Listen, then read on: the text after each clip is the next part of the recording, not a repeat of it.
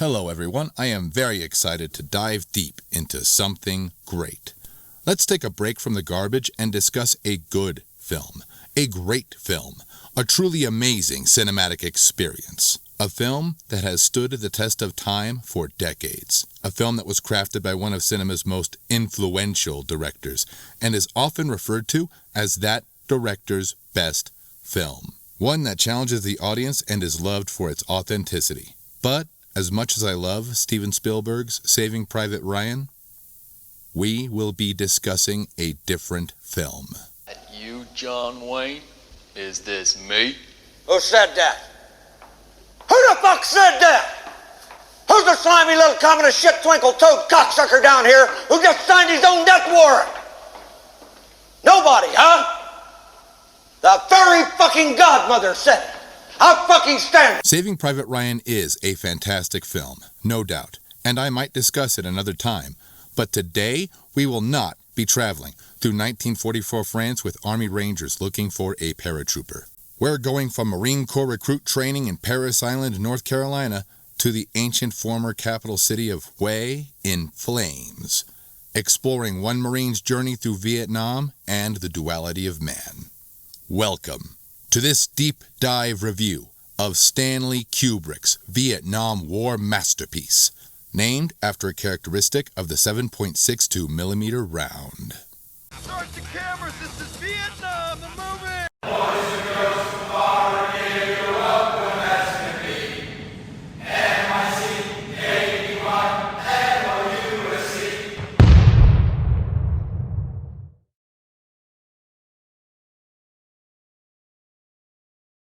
Full Metal Jacket released to theaters by Warner Brothers on July 10, 1987, nearly 7 months after the release of Oliver Stone's Oscar-winning Platoon. This means Vietnam was already fresh in the minds of moviegoers. Also, just a month after the release of John McTiernan's Predator. There it is, we got the obligatory Predator reference in my videos out of the way. Get the beard, scumbag! It was directed and produced by Stanley Kubrick, the same director who gave us Dr. Strangelove, 2001: A Space Odyssey, A Clockwork Orange, and The Shining. Full Metal Jacket was an adaptation of the semi-autobiographical historical fiction The Short Timers by Gustav Hasford, who also has a screenwriting credit for the film alongside Kubrick and Michael Herr, who wrote Dispatches, which is commonly known as one of the most important works on the Vietnam War. The only thing that bonded all of his films was the incredible virtuoso that he was with craft. And with Kubrick's career of filmmaking spanning half a century, it was the last of his own films in which he saw the final product. He did not live to see the finished version of his last film, Eyes Wide Shut. But let's not talk about that creepy stuff. Time for my usual disclaimer. I am not saying that you have to love this film. What I am saying is this film is outstanding. However, I am well aware of the controversies surrounding this film. Even if you are unaware, this film is a hard watch on first viewing, from the first minute to the last. And if you could not handle it, that sounds like a personal problem. If you hate this movie, at least hear me out as I make my case on why you are wrong. We are going to cover the entire plot, but what separates this video from others about it on YouTube, we will also be making several comparisons to its source material, The Short Timers, as well as historical events and a few lessons on terminology along the way. This video took months to make for a reason. I really put a lot into it. All that being said, if you haven't seen this film, I highly recommend that you do so. This video is not meant as a substitution. Please support the official release. And while you're at it, check out the book that inspired the film. But be warned, this story is not for the weak or faint of heart. The book is even more gritty than the film and has moments that even Kubrick absolutely would not dare to put on screen. There will be several passages from The Short Timers throughout this video where appropriate, but I will not spoil the entire experience for you. In the meantime, get your pokey bait, a drink, jelly donuts, and take a load off. But stay frosty, cause we're getting into the shit. We open with fresh recruits getting the worst haircuts of their lives, while we hear a song playing about going to Vietnam.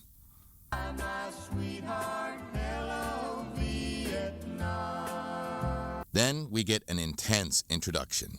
I am Gunnery Sergeant Hartman, your senior drill instructor. From now on, you will speak only when spoken to. And the first and last words out of your filthy sewers will be, sir. Do you maggots understand that? If you ladies leave my island, if you survive recruit training, you will be a weapon. You will be a minister of death praying for war. Do you maggots understand that? Sir, yes, sir. Bullshit, I can't hear you. Sir, yes, sir. This scene has multiple purposes. We meet the characters that we follow for the majority of the story and a very strong tone setter for the film itself. Joker imitates John Wayne, a figure that will be referenced many times later, and is quickly punished for speaking out of line. Scumbag! I got your name! I got your ass! We get a POV shot of Hartman asserting his dominance directly to the camera, putting the audience among the recruits themselves. Hey, Joker, why did you join my beloved corps? Sir, to kill, sir. So you're a killer? Sir, yes, sir. Let me see your war face. Sir. We just met Joker, and then we meet Cowboy and Pyle. Gunnery Sergeant Hartman is rude, cruel, and intense. He uses many colorful insults against the recruits. Here are some of my favorites. Was it you scroungy little fuck, huh? Sir, no, sir. You little piece of shit, you look like a fucking worm. I bet it was you. Sir, no, sir. Do I make you nervous? Sir. Sir, what? Are you about to call me an asshole? Sir, no, sir. How tall are you, Private? Sir, 5'9", sir. 5'9". I didn't know they stacked shit that high. Private Pyle, whatever you do, don't fall down. That would break my fucking heart. You trying to squeeze an inch in on me somewhere, huh? Sir, no, sir. Bullshit. It looks to me like the best part of you ran down the crack of your mama's ass and ended up as a brown stain on the mattress. I think you've been cheated. If God wanted you up there, he would have miracled your ass up there by now, wouldn't he? Then quit, you slimy fucking walrus-looking piece of shit. You're so ugly you could be a modern art masterpiece. Private Pyle, you had best square your ass away and start shitting me Tiffany cufflinks. He uses these to criticize the performance of the recruits. You are dumb, Private Pyle, but do you expect me to believe that you don't know left from right? Do you mean to tell me that you cannot do one single pull-up? You are a worthless piece of shit, Pyle! What side was that, Private Pyle? Sir, left side, sir. Are you sure, Private Pyle? You climb obstacles like old people fuck. You know that, Private Pyle? What side was that, Private Pyle? Sir, right side, sir. Fat jokes. Your ass looks like about 150 pounds of chewed bubble gum, Pyle. You know that? Many, many gay jokes. Where in the hell are you from anyway, Private? Sir, Texas, sir. Holy dog shit. Texas, only steers and queers come from Texas, Private Cowboy. And you don't much look like a steer to me, so that kind of narrows it down. Do you suck dicks? Sir, no, sir. Bullshit, I'll bet you could suck a golf ball through a garden hose. Are you a Peter Puffer? Sir, no, sir. I don't like the name Lawrence, only and sailors are called Lawrence. From now on, you're Gomer Pyle. I'll bet you're the kind of guy that would fuck a person in the ass and not even have the goddamn common courtesy to give him a reach around. Even threats. Private Pyle, I'm gonna give you 3 seconds. Exactly 3 fucking seconds to wipe that stupid-looking grin off your face, or I will gouge out your eyeballs and skull fuck you. I'm gonna rip your balls off so you cannot contaminate the rest of the world. I will PT you all until you fucking die. Oh, right. PT means physical training, and occasionally, a few moments of what the kids today call gaslighting. What's your excuse? Sir, excuse for what, sir? I'm asking the fucking questions here, Private. Do you understand? Sir, yes, sir. Well, thank you very much. Can I be in charge for a while? I love this shit. Maybe a little too much. I could listen to him all day and never get bored. I could be a little screwed up. There is so much to be said about Arlie Ermey's performance, but we will save that for later. There. Now you have reason to stick around until the end. By the way, lots of his dialogue can be considered foreshadowing to events in Vietnam, and that will be brought up as it comes. So now you have reason to watch the whole thing instead of skipping to the end. Most of his attention is focused on Pyle. He is overweight, lacks confidence, too slow, and screws up often. This prompts several beatings and an instant of self-choking. This could be foreshadowing. Though much of Hartman's attention is focused on Pyle, acts of humiliation are not exclusive to Pyle. This is my rifle, this is my The recruits of Platoon 3092 are prepped to hit the rack. Hartman tells them they are to sleep with their rifles and to give their rifles a girl's name. He orders them to mount and to pray. Pray! This is my rifle. There are many like it, but this one is mine. Without me, my rifle is useless. Without my rifle, I am useless. His name is Robert Paulson. His name is Robert Paulson. This is all the way. His name is Robert Paulson. His name is Robert Paulson. This reminds me of an old joke. There are actually two branches of the United States military, the Army and the Navy. The Air Force is a corporation and the Marine Corps is a cult. In case you haven't figured it out, let me re-educate you. This process is a mental exercise rather than a physical one. Of course, there are lots of physical challenges, but the psychological transformation is what matters. An environment of extreme discipline and programming to become what the Marine Corps requires. This presents a writing challenge. How do we establish character in an environment that is designed to strip away a young man's individuality? Well, that's where this scene comes in. Revelry! Drop your cocks and grab your socks.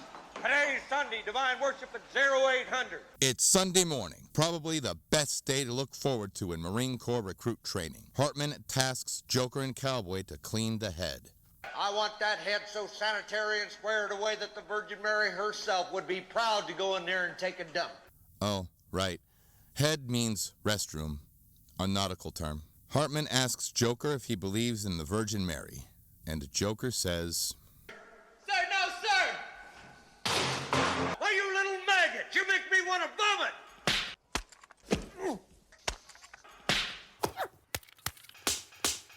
I think it's time to address the beatings. Marine Corps recruit training is normally 13 weeks long. However, due to the demand for manpower in Vietnam, it was reduced to 8 weeks. Joker even calls it an 8-week college for the phony tough and the crazy brave. And recruit numbers for platoons were nearly doubled in size. Marine Corps drill instructors had to do their already difficult job with twice the men and 30% less time. Occasional beatings were simply a more efficient teaching tool, a quick corrective action to save time. Touching recruits was always against the rules, even illegal. But just like smoking pot in Amsterdam, downloading music on LimeWire, the speed limit in California, or a woman assaulting her husband, it just was not enforced. It definitely is strictly enforced today, but Vietnam was a different time. This choking shit, though, is too far, and clearly just abuse.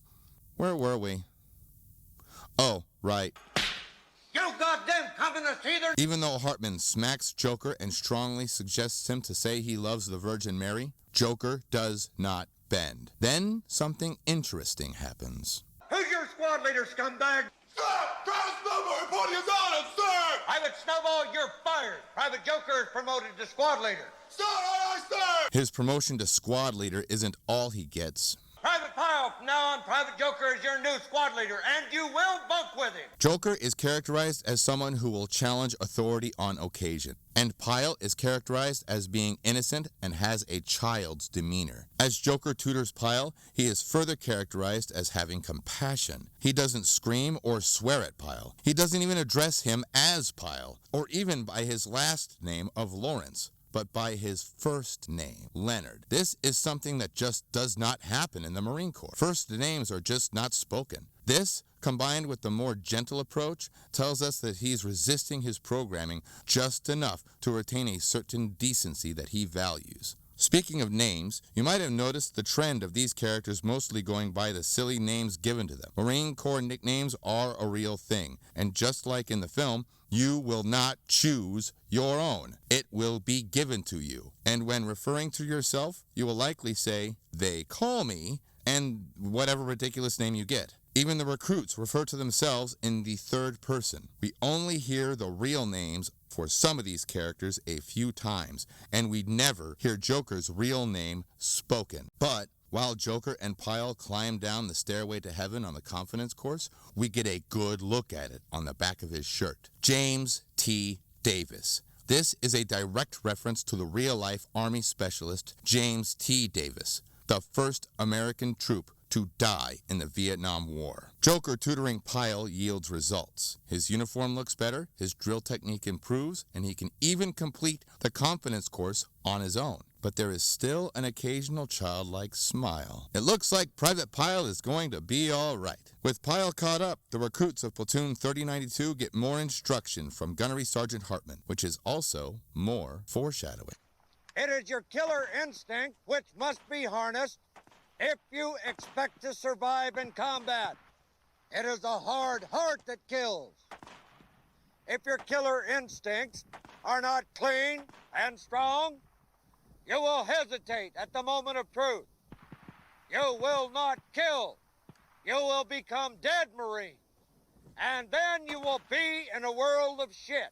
Hygiene inspection. At the end of the day, drill instructors check the cleanliness of recruits while also checking for injuries. Hartman finds toe jam, a blister, and Pyle's unlocked footlocker. If it wasn't for dickheads like you, there wouldn't be any thievery in this world, would there? Sir, no, sir! Get down! Well now, let's just see if there's anything missing. Hartman then makes another earth-shattering discovery. A jelly donut? Sir, yes, sir! How did it get here? Are you allowed to eat jelly donuts, Private Pyle? Sir, no, sir! Hartman has had enough of Pyle's bullshit, and he was doing so well after Joker's help. And pretty soon, the platoon and even the audience will have had enough too. Beatings didn't work, insults didn't work, and torturing him didn't yield the results that Hartman requires. So, he uses a technique that is probably the most cruel. So, from now on, whenever Private Pyle fucks up, I will not punish him. I will punish all of you. And the way I see it, ladies, you owe me for one jelly donut. Now get on your faces. Open your mouth. That sugary donut doesn't taste so sweet now, does it? This naturally turns the entire platoon against Pyle, and even Pyle knows this. The scene also gives us a bit more characterization on Pyle. He is willing to sneak things into the barracks that he isn't supposed to have when it suits him. In Shawshank, that's the best friend you can have. In recruit training, well, you better not get caught. This makes Pyle relapse so hard that Joker even has to help him dress himself. Joker expresses some frustration on how he has been trying to help him. Cut to the entire platoon doing squat thrusts. Many of them, while Pyle sits on the red PT table, cover on backwards and thumb in his mouth, just like the first day. Oh, right. Cover means hat. We don't know what Pyle did, but just that everyone else is paying for it. Again. The platoon has had enough and decides to take matters into their own hands, just like Hartman wanted. You people have not given Private Pyle the proper motivation. They wait until Pyle is fast asleep, and they all mercilessly beat Pyle with bars of soap. Oh, right. This is referred to as a blanket party. Cowboy gags Pyle, and when Joker hesitates or tells him to do it, Joker's frustration from all the time and extra effort he put into helping Pyle erupt as he beats Leonard several times more than everyone else.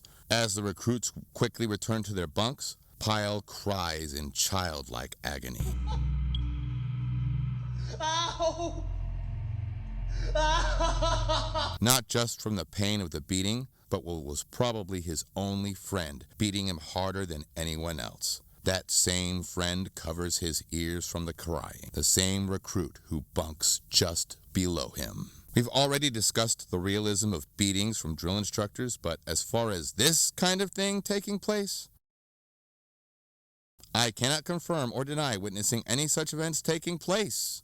Your Honor, the first and second rules of the whiskey locker. We do not talk about it. As the recruits practice drill the next morning, there is a slow close-up on Pyle. The childlike smile is gone. As the other recruits tell us what makes the grass grow, Pyle is silent, a lost look on his face. We have arrived at the rifle range. Gunnery Sergeant Hartman gives the platoon a history lesson, examples of Marine marksmanship, a school shooting, and the Kennedy assassination. Charming. Do any of you people know who Charles Whitman was? None of you dumbasses knows. Private Snowball gives us a funny answer and they laugh for a moment. And do you know how far away he was? Sir, it was pretty far from that book suppository building, sir. All right, knock it off. You see that? Hartman did not yell, scream, threaten, or anything. Just a quick knock it off. Hartman is leaning back. He's doing less drill and more instructing, even more encouraging. But Pyle, still silent, has a new look on his face. This is commonly known as the Kubrick stare. Oh, the book suppository line is the last we see or hear of Snowball for the rest of the film. I guess he took this order a little too seriously. Disappear, scumbag! Christmas Day. Hartman gives a motivational speech to the recruits of Platoon 3092. God has a hard-on for Marine because we kill everything we see. He plays his games, we play ours.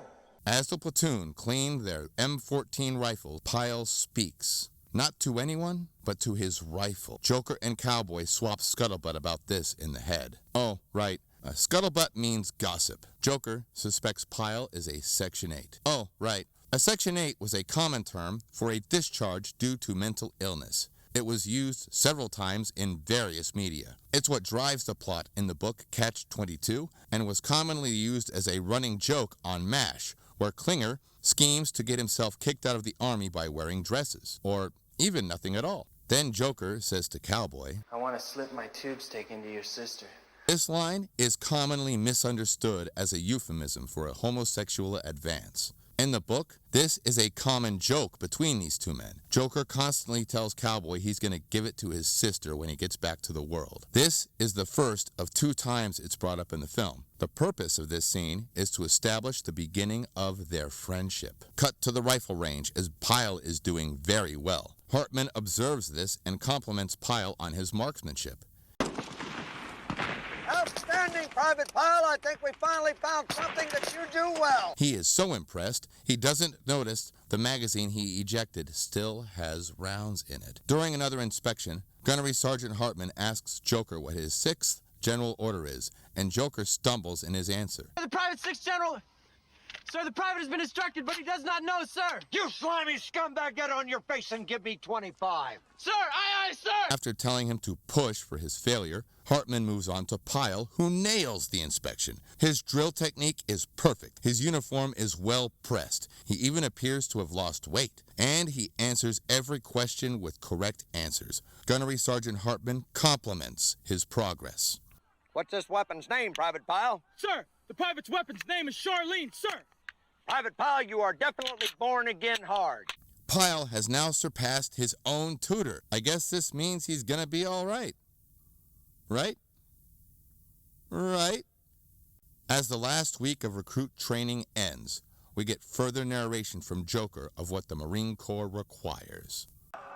The Marine Corps does not want robots. The Marine Corps wants killers. The Marine Corps wants to build indestructible men. Men without fear. Then we get one more motivational declaration from drill instructor Gunnery Sergeant Hartman to the recruits of Platoon 3092. Today, you are Marine. You're part of a brotherhood. From now on, until the day you die, wherever you are, every Marine is your brother. As Hartman reads out the fresh new Marines their assignments, we learn that Joker will go to basic military journalism. You gotta be shitting me, Joker. You think you're Mickey Spillane? You think you're some kind of fucking writer? Jesus H. Christ, you're not a writer. You're a killer. This mirrors the first scene. Bullshit, you didn't convince me. Let me see your real war face. You don't scare me. When Pyle gets his orders for the infantry, he's doing that extra creepy Kubrick stare again. Pyle's behavior is about to come full circle. We are about to take a very dark turn in the story, and there will be no going back. There is a passage in the book that strongly suggests what possesses him is shared by others. Kind of like folie à deux, that one French word, you know, from that bad Joker movie, The Other Joker. What do you do when you hear a young man speak to his rifle, or even if you hear that same rifle respond?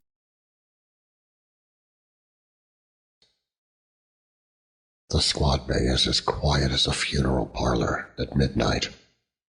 The silence is disturbed only by the soft creak of bed springs and an occasional cough. It's almost time for me to wake my relief when I hear a voice. Some recruit is talking in his sleep. I stop. I listen. A second voice. 2 guys must be swapping scuttlebutt. If Sergeant Gerheim hears them, it'll be my ass. I hurry toward the sound. It's Leonard. Leonard is talking to his rifle. But there is also another voice. A whisper. A cold, seductive moan. It's the voice of a woman. Joker draws Firewatch on the last night of the island. This scene is very heavy, and I am limited on what I can show or even say about it. We will discuss more about this scene and its discrepancies with the book as well as real life later. In the meantime, let's tread carefully as we conclude the first act. Joker checks the head and discovers Pyle. He has his rifle, a magazine, a terrifying dead-eyed look on his face, and 7.62 full metal jacket live rounds, loading them into the magazine one at a time. Joker tells Pyle they'll be in a world of shit if they are caught, still referring to him by his first name, but Leonard isn't here anymore. Pyle responds by stating, I am in a world of shit. After some impressive drill movements, one he was never even taught, he loads his rifle and begins to sound off the rifleman's creed. This is my rifle! There are many like it, but this one is mine! As Hartman goes into the head, we get the first of only 2 Mickey Mouse references in the film. What is this Mickey Mouse shit? This phrase is very common in the book and in the Vietnam-era Marine Corps. And I'm bringing it back. Hartman asks Joker in so many words what's going on. Joker tells Hartman the exact situation. Hartman tells Pyle to put the weapon down, but instead, Pyle points the loaded M14 rifle at the drill instructor that humiliated him many times for several weeks. Hartman begins to yell at Pyle for the last time. What is your major malfunction, numbnuts? Didn't Mommy and Daddy show you enough attention when you were a child?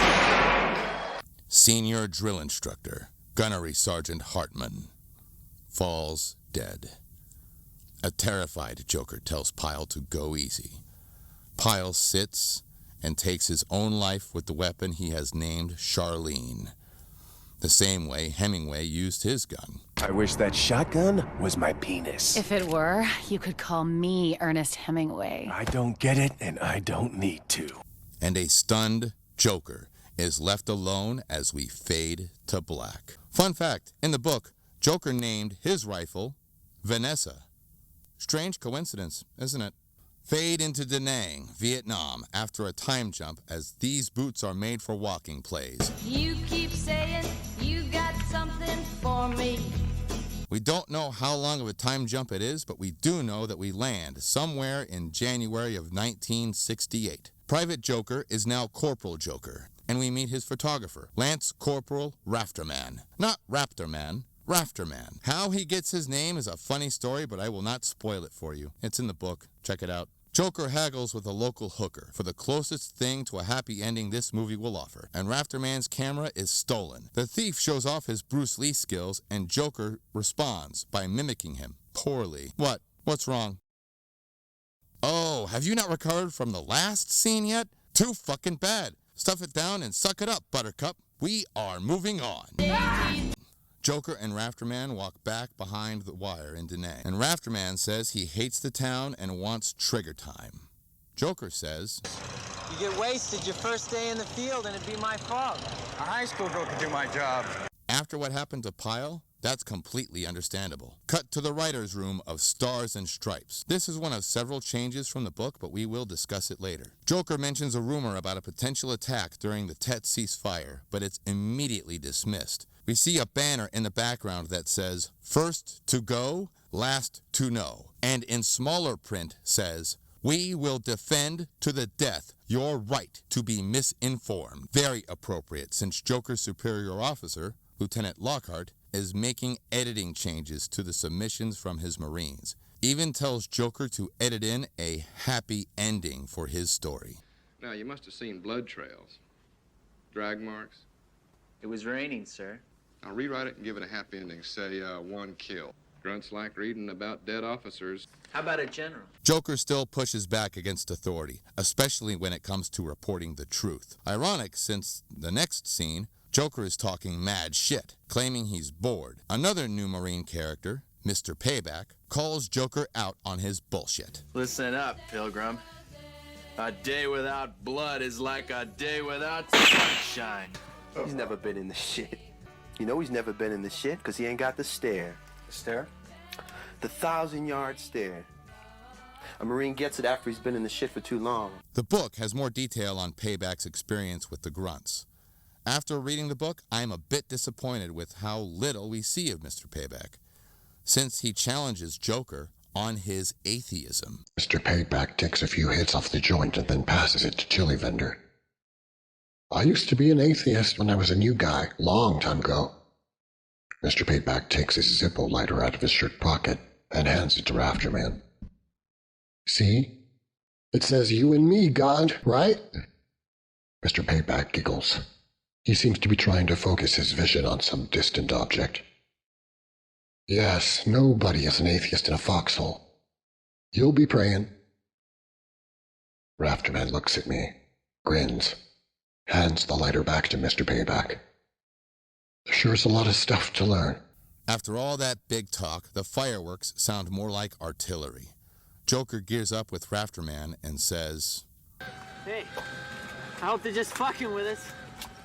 I ain't ready for this shit. That's the first honest thing he says in this scene. All that big talk about wanting to get into the shit, now the shit is coming to him.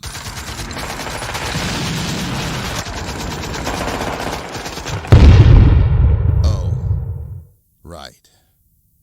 The Tet Offensive, a coordinated attack by the NVA and Viet Cong against multiple targets in South Vietnam, which began on January 30th, 1968, the Lunar New Year, and lasted for several weeks. Massive surprise attacks in the mountain regions of the Laos-Cambodian border. 85,000 NVA troops attacked 5 major cities, multiple U.S. military installations, and almost 100 villages, including the U.S. Embassy in Saigon. This was the turning point of the war, resulting in complete chaos. Lieutenant Lockhart briefs his war correspondents with the news as bluntly as he can. The writer's room is not as comfortable as before. Everyone is now wearing flak jackets, and the lieutenant isn't relaxing in a chair, but pacing as he informs his Marines of the bad news.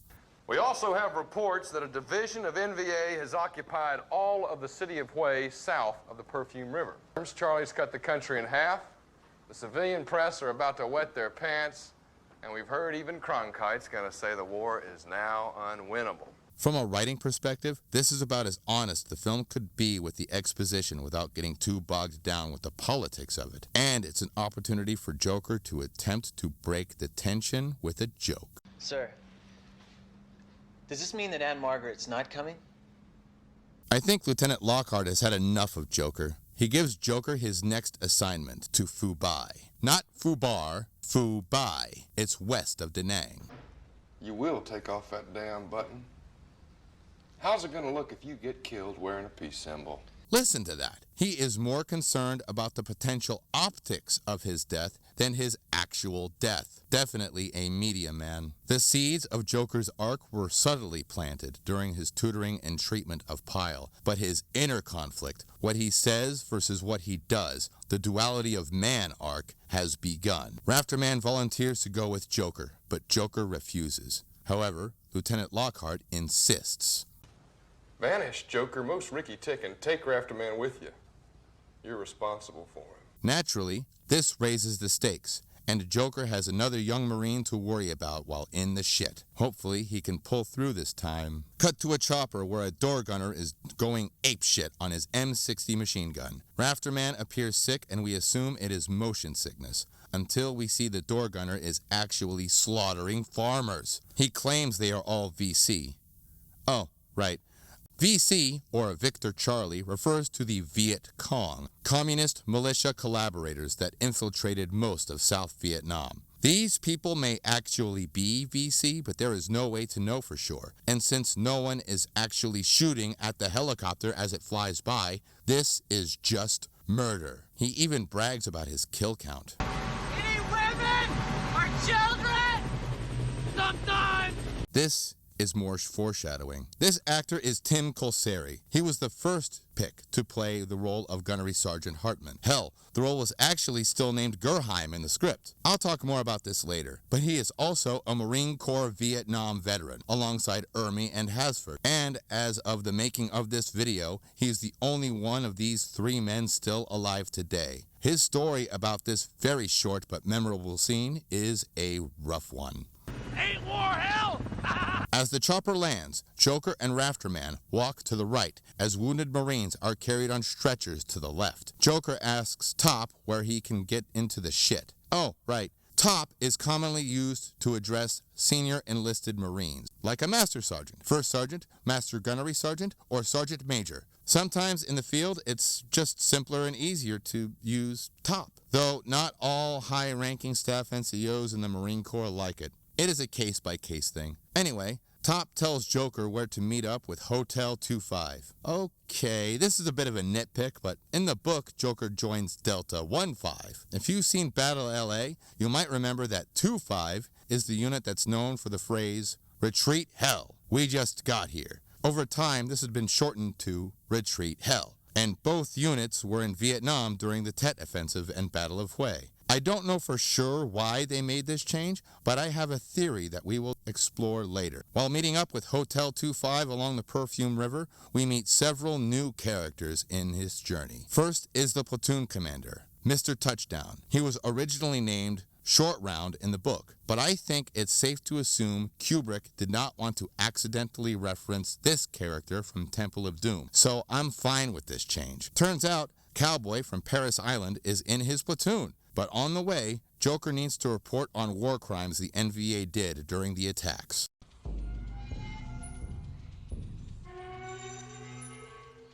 While taking a statement, Joker is confronted by what the book describes as a Pogue Colonel. Oh, right. Pogue refers to a Marine who is not a field Marine. A military desk jockey who grunts do not respect. Eat shit and die, you fucking Spanish American, you fucking pogue. Marine, what is that button on your body armor? A peace symbol, sir. Where'd you get it? I don't remember, sir. This interaction takes place later in the book, but is reworked to give us a scene explaining the duality of man. Carl Jung's concept is mentioned here, and it is a bit blunt. You write "born to kill" on your helmet, and you wear a peace button. What's that supposed to be, some kind of sick joke? It's not a sick joke yet, but it will be. Now answer my question, or you'll be standing tall before the man. I think I was trying to suggest something about the duality of man, sir. The what?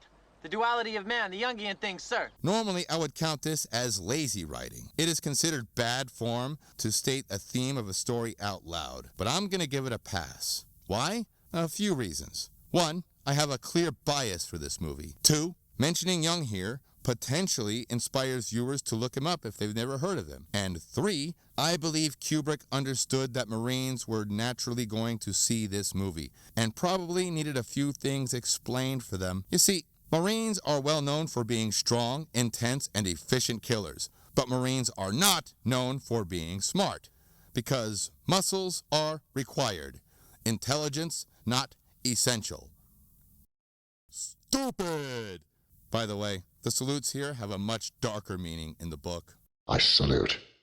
I hold the salute until the Pogue Colonel snaps his hand to a starched barracks cover, and I hold the salute for an extra couple of seconds before cutting it away sharply. Now the Pogue Colonel has been identified as an officer to enemy snipers in the area. The other moments of saluting in this scene and the previous scene are definitely errors. Saluting in the field is not done for that reason. Another thing is Joker introduces himself as Sergeant Joker. I make it 20. Is that the official body count, sir? What outfit are you men with? Oh, sir, we're reporters from Stars and Stripes. Oh, I see. I'm Sergeant Joker, and this photographer's Rafterman. This is more of a continuity error due to a missing scene. Before the Tet Offensive began, Joker clearly has corporal chevrons on his uniform. In the book, he is promoted to sergeant by Captain January before leaving Da Nang. So this is true to the book, but a bit confusing in the film since we never see the promotion. This was cut due to complications for filming the Captain January scene, and likely for time as well, because the promotion includes a side story of Joker buying Army Sergeant chevrons so he can sneak into the Army mess hall for better quality food. Joker and Rafterman hump to the ancient imperial capital city of Hui. Oh, right. When you hear the word hump, I am not talking about this. A hump is like a hike, but with weapons and gear. They find First Platoon of Hotel Company and reunite with Cowboy. Hey, Lone Ranger. What's happening? I hope I never see you again, you piece of shit. Been getting any? Only your sister. Well, better my sister than my mom, though my mom's not bad. Motherfucker. Cowboy introduces Joker and Rafterman to the Lust Hog Squad. Not Lost Hog Squad, Lust Hog Squad. We don't get definitive characterization for all of them, just a few. For now, we meet Crazy Earl, 8-Ball, and Animal Mother, who challenges Joker on sight. What's important to understand is these guys have been in country for about the same amount of time as Joker. Animal Mother clearly does not respect Joker, and the feeling is mutual. This is where the phony tough meets the crazy brave. Oh, you seen much combat? I've seen a little on TV. You're a real comedian. Well, they call me the Joker. Well, I got a joke for you. I'm gonna tear you a new asshole. That's not funny. Well, Pilgrim, only after ya eat the peanuts out of my shit. Oh, you think you're being cute? Bitch, I'm adorable. You talk the talk. Do you walk the walk? The subtext here is even though Joker is also a short-timer, his tour of duty was mostly spent behind the wire. These guys have been in the shit the whole time and can smell Joker's bravado from a mile away, just like Payback did the night of the attack. Oh, right. A short-timer, the title of the book, refers to a Marine who is nearly finished with their year-long tour of duty in Vietnam. 365 days plus 20 days for being a Marine. They would mark remaining days on short-timer calendars they would draw on flak jackets and helmets. And in this point in the book, Joker has 56 days left. Let's discuss Animal Mother for a moment. He's the personification of Gunnery Sergeant Hartman's dreams. If you survive recruit training, you will be a weapon. You will be a minister of death praying for war. Those bullets he was wearing are no accident either. He's a machine gunner, equipped with the M60 machine gun, which just so happens to fire 7.62mm rounds. He is the inverse of Pyle. Where Pyle was held back by innocence, Animal Mother has none. Anyway, their confrontation is broken up by 8-Ball and Cowboy before it results to throwing hands. Mother sits next to 8-Ball and says this. Hey, Jungle Bunny. Thank God for the sickle cell, huh? Yeah, Mother. Well, if we didn't hate him before, we definitely do now. But what's interesting is 8-Ball is not offended at all. In fact, he is amused. Now it's time to characterize the leader of the Lust Hog Squad, Crazy Earl. In a group that's this rough, how crazy do you have to be called that? Well, it does not take long to find out. Photographer, you want to take a good picture? Here, man. Take this. This is my bro. This is his party. He's the guest of honor. Today is his birthday. I love the little commie bastards, man. I really do. These are great days we're living, bros. We are jolly green giants walking the earth with guns. After we rotate back to the world, we're gonna miss not having anyone around who's worth shooting. Keep in mind, he's the leader. He also carries a BB gun that looks like one used by John Wayne just to have it. So the Lust Hog Squad has been deep in it for a while now, and they are just a bit unhinged. But how are they in combat? Well, after all the training, shit-talking, bluffing, and posturing, we are about to see how they measure up. Machine guns start typing out history. First our guns, then theirs. Snipers on the wall fire around here and there, sighting us in. War is a catalog of sounds. Our ears direct our feet. A bullet crunches into a wall. Somebody starts singing. The machine guns are exchanging a steady fire now, like old friends having a conversation. Thumps and thuds puncture the rhythm of the bullets. The sniper zeroes in on us. Each shot becomes a word spoken by death. Death is talking to us. Death wants to tell us a funny secret. We may not like death, but death likes us. Victor Charlie is hard, but he never lies. Guns tell the truth. Guns never say, "I'm only kidding."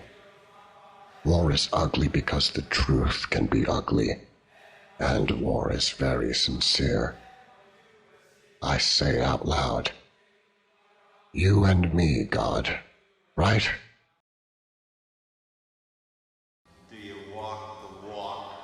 First Platoon patrols deeper into Hue City. The Battle of Hue has already begun, but it is far from over. Joker especially stands out, looking stiff and uncomfortable around field Marines in their element. Several explosions cause the platoon to hit the deck, and the platoon commander, Mr. Touchdown, falls. Doc J runs to him as Sergeant Murphy calls on the radio. Crazy Earl rallies the Lust Hog Squad and issues orders. Okay, Lust Hog Squad, listen up! We're gonna move up these two roads here and check the ville. Let's go! Let's get it done! Our POV follows the Marines from a low angle, putting the audience with the squad as they advance in a quiet, tense scene. The squad takes their positions, and the silence is broken when another Marine falls after taking fire. The fire teams respond with heavy fire from rifles, machine guns, and grenade launchers. The shooting stops, and after a quiet moment, Crazy Earl changes magazines as 4 enemy troops escape the building. Earl quickly sights back in and wastes 2 more just as they run out. A boyish look of satisfaction lights up his face. The post-gunfire silence is broken by possibly the most annoying song of the 1960s. The Trashmen's Surfin' Bird, emphasizing the post-kill euphoria. Oh, well, everybody's heard about the bird. Well, a bird's a word. Sit the hell down, Peter Griffin. Kids today immediately associate this song with your shenanigans, but Kubrick did it first and did it better. Disappear, scumbag! The song plays in all its nonsensical glory while we see choppers fly in to collect wounded, Marines carrying wounded on stretchers, mounted machine guns spraying bullets, tanks firing artillery into the city, turning the remains of Hue into an unrecognizable ruin, press capturing footage from the raging battle, and the entire Lust Hog Squad taking cover and cracking jokes at the camera, each one claiming a different role to play, pretending it's all just a John Wayne movie. Even Crazy Earl brandishing his John Wayne BB gun.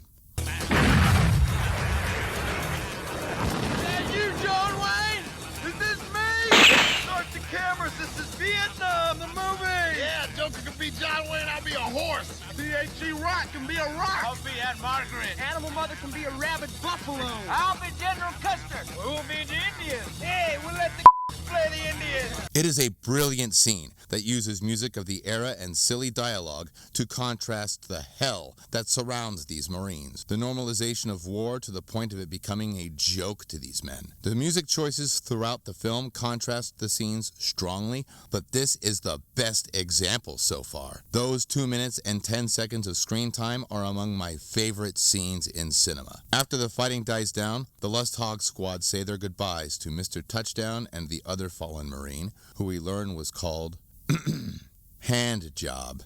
It's also further characterization for Mother and Rafterman. Better you than me. Well, at least they died for a good cause. What cause was that? Freedom? Flush out your hit, you're a new guy. This is a slaughter. Notice that when Mother says it's a slaughter, he is not specific on who is getting slaughtered. The press interviews the squad. We get multiple perspectives on the war and more characterization for the squad. Some are in favor of the war, but for very different reasons. Others are critical of it and even calls out President Johnson's hypocrisy about it. Cowboy hates Vietnam for not having horses. 8-Ball says this. They took away our freedom and gave it to the if they don't want it. They'd rather be alive than free, I guess. Poor dumb bastards. And Joker can't pass up an opportunity to be a sarcastic asshole. I wanted to be the first kid on my block to get a confirmed kill. Stanley Kubrick collaborated with the actors on this film often, and when he spoke with Matthew Modine about this film, Modine picked this line from the book specifically. Notice the movie theater in the background has a poster for the John Wayne movie, Red River. There are other interviews too, but the point is well driven home. The Vietnam War was also known as the Living Room War, due to the constant coverage by the press, especially in 1968. Now, it should be noted that this moment is not in the book, but the dialogue is from different points of the book, reworked to introduce the rest of the squad to the audience. And in real life, there are very strict rules about service members speaking to the press. I'm not saying interviews like this did not happen. It's just a constant siege here, and you don't know exactly when the incoming's coming, and you don't know how much it's going to be from day to day. And how would you compare it to other places that you've served in Vietnam? Well, this is the worst I've been at. But interviews like these are handled very differently today. Now, here are the rules. When you talk to these reporters, you do not get specific. You tell them that there's no better shooters in the world than Marine snipers. Tell them that you're happy to be here.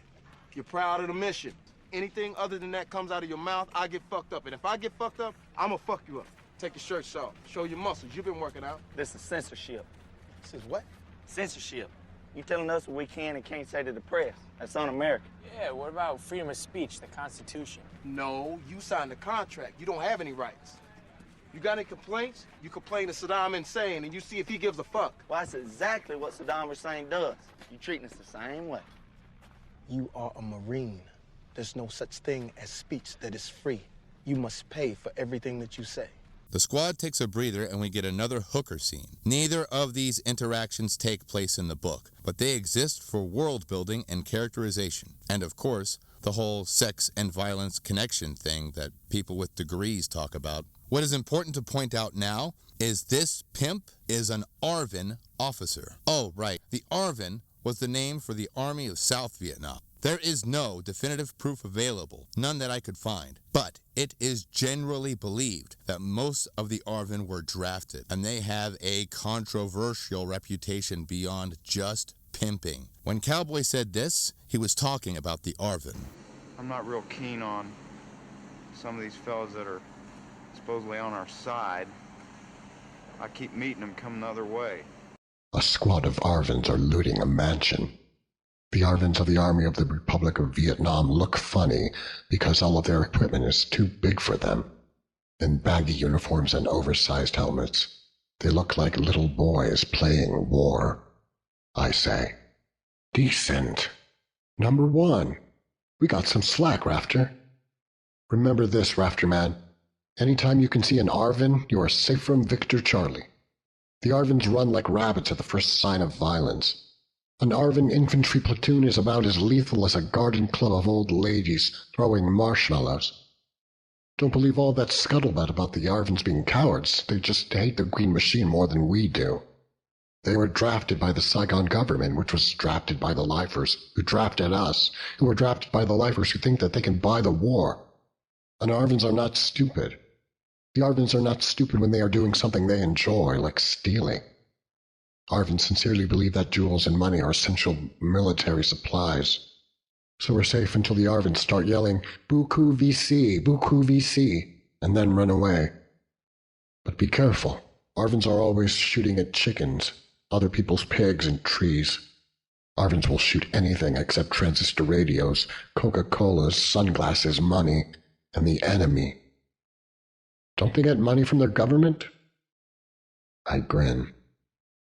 Money is their government. We get another John Wayne reference as they call the Arvin pimp Chief. We get an interesting haggling scene with them too. You want number one, Funky? Hey, how much are, Chief? $15 each. No, number 10. Oh, right. You're probably familiar with the use of the phrase number one, meaning the best. But what you might not be familiar with is the phrase number 10 being used as the worst. This was common during Vietnam, and I'm bringing it back. Notice the pimp reduces his price in exchange for some of his own army's rifles. Boom, boom, long time. $10. $5. No, $10. Be glad to trade you some Arvin rifles. And never been fired and only dropped one. Okay, $5. You keep me. After the dirty deal is made, we get this. Hey, we need a bat in order. I'm going first. Now back off, white bread. Don't get between the dog and his meat. All fucking must fucking...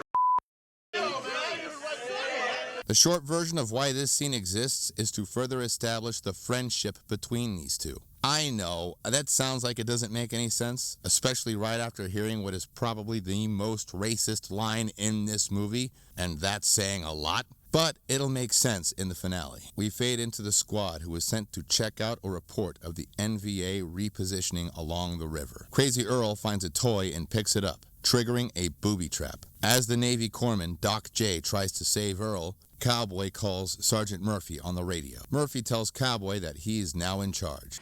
Murph, this is Cowboy. Crazy's hit. Booby trap. You're senior NCO, Cowboy. You're in charge.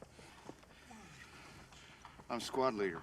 Falling anywhere, scumbag. Cowboy's first act as leader of the Lust Hog Squad is getting them lost. Well, I guess they really are the Lost Hog Squad now. Cowboy privately consults with 8-Ball with the map, and they choose to change direction. Then Joker, like a smartass, asks this. What's up? Changing direction. What, are we lost? Joker, shut the fuck up. Joker's habit of questioning authority has no place in a battlefield. Undermining leadership in a combat situation is a really fast way to make shit worse. As 8-Ball scouts ahead, we get something we see for the first time in this film, the enemy POV. We see a rifle enter the frame in the foreground and 8-Ball running at a distance in the background. All of the kills in Vietnam we have seen in this film have been at a distance so far, usually just a silhouette, not too different from the targets from the rifle range. We don't even see the faces of Crazy Earl or Mr. Touchdown when they died. They were either at a distance or blocked from view. But all of that is about to change.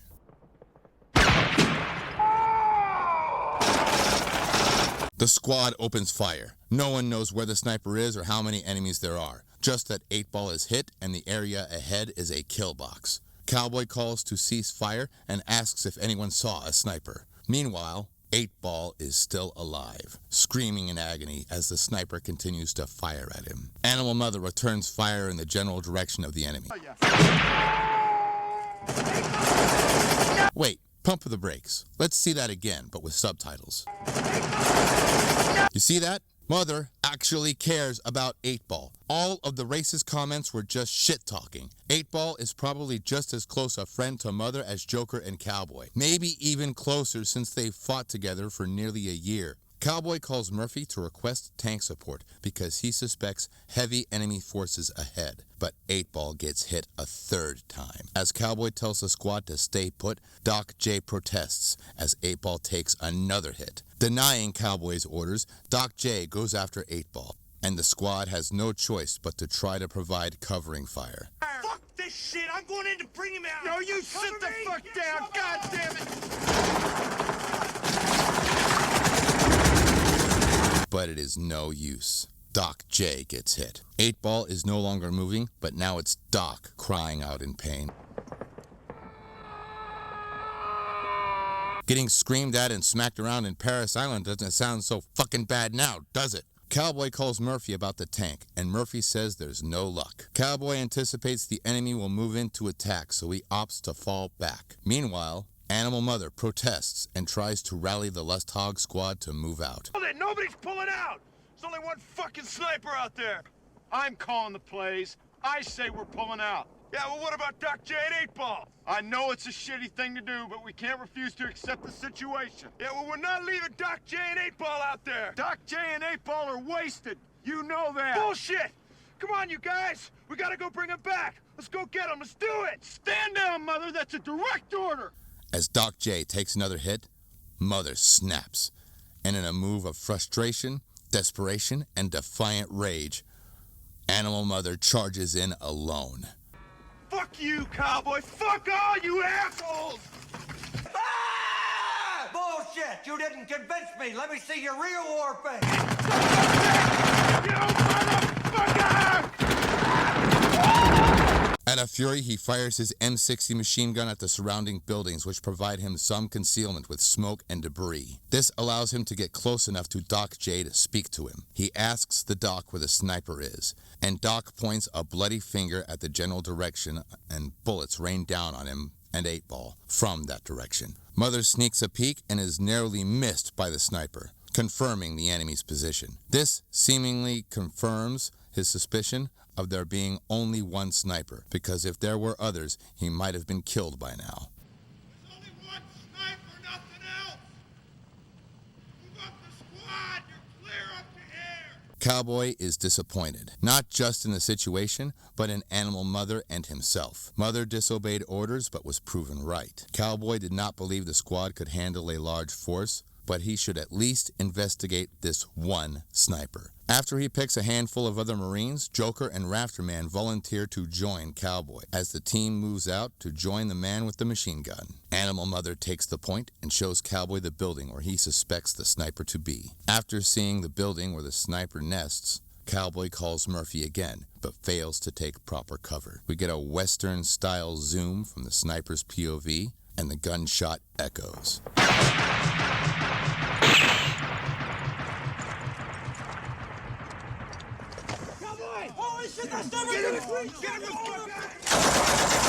Joker tries to reassure his dying friend while he keeps saying, Get out! Shit, you man, you're my favorite turd. I can hack. I can hack. I can hack. You can hack. Cowboy dies in Joker's arms. Animal Mother rejoins the team after providing some covering fire. Joker looks down at his best friend's dead body at his feet and a devil on his shoulder. Let's go get some payback. Okay. The team moves out, and Animal Mother takes the point. They gain access to the building using smoke grenades and split up as we hear the same unnerving score used at the mass grave scene earlier.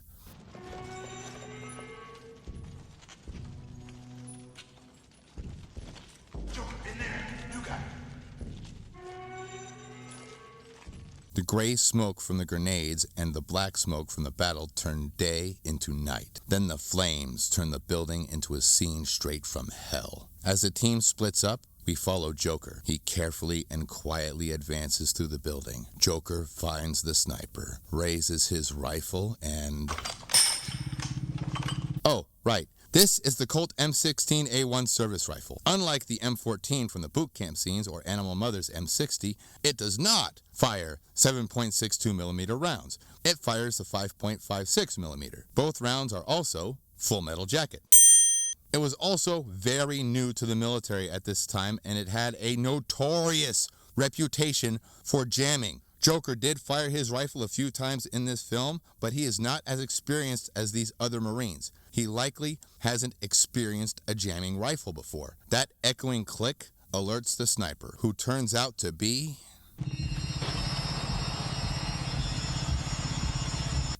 a girl. A girl that is not a day older than 13. A child. The sniper that tortured 8 Ball and Doc J before killing them. The sniper that killed his best friend. The sniper now firing at him is a child. A child with the hateful conviction of a killer on her face. Remember this line? It is the hard heart that kills. if your killer instincts are not clean and strong, you will hesitate at the moment of truth. And then you will be in a world of shit. Or this one?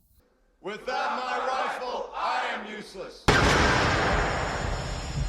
Joker draws his sidearm, but she moves in to flank him while firing in the same fury as Animal Mother as before, the hardened heart set to kill Joker. But before she can land a hit, she gets hit as we hear firing from a different M16. Joker is saved by Rafterman, the same Marine Joker was responsible for. Notice how the threat has been removed, but that unnerving score remains.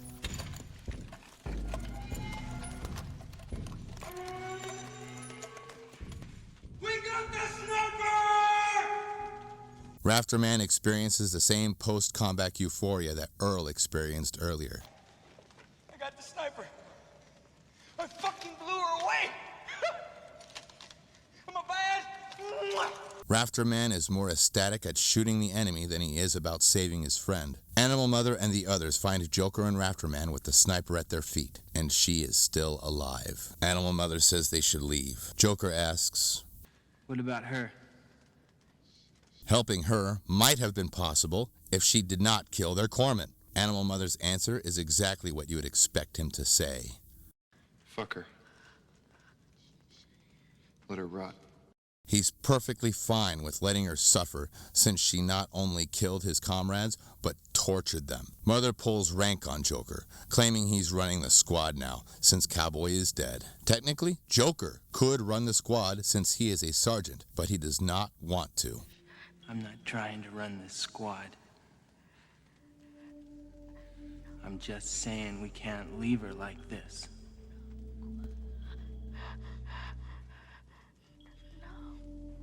Joker doesn't want to let her suffer either, and they all know helping her is not possible. Even if it was, Mother would not be the least bit interested in doing so. This leaves only one solution, but Mother won't do it. In Vietnam, during this era, the two most prominent languages are Vietnamese and French. Both languages are spoken several times in the film, but the Vietnamese also learn a few common phrases of American English. This child soldier speaks 2 words of English.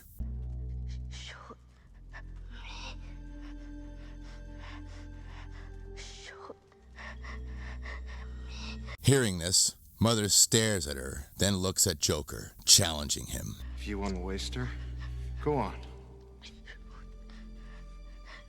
Waste her. Joker's character is tested here. All the big talk, the posturing, the challenging, the attempts to preserve his sense of morality, it all comes down to this rock and a hard place moment. Private Joker, what did you do in my beloved coat? Sir, to kill, sir! So you're a killer? Sir, yes, sir! He's never been in this shit. You're not a writer! You're a killer! A killer, yes, sir! You know he's never been in this shit because he ain't got the stare. I don't kill. I write. The Marine Corps wants killers. It is the hard heart that kills. The 1,000-yard stare. A Marine gets it after he's been in the shit for too long. I think I was trying to suggest something about the duality of man, sir. What? The duality of man, the Jungian thing, sir. You and your fucking peace symbol. How's it gonna look if you get killed wearing a peace symbol? Talk the talk. How can you shoot women and children? Do you walk the walk? I look into her eyes, trying to find the answer. She sees me.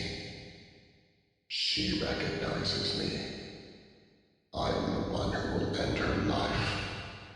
We share a bloody intimacy. As Joker draws his sidearm, the peace symbol on his flak jacket is slowly being covered in shadow, blocked from view. A look of conviction possesses Joker's face, implying this is just as much an act of revenge as it is mercy.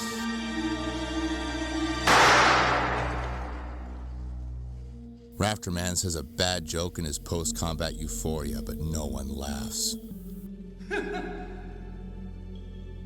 Joker, we're gonna have to put you up for the Congressional Medal of Ugly!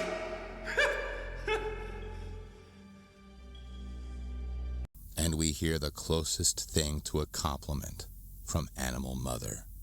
Hardcore, man. Fucking hardcore.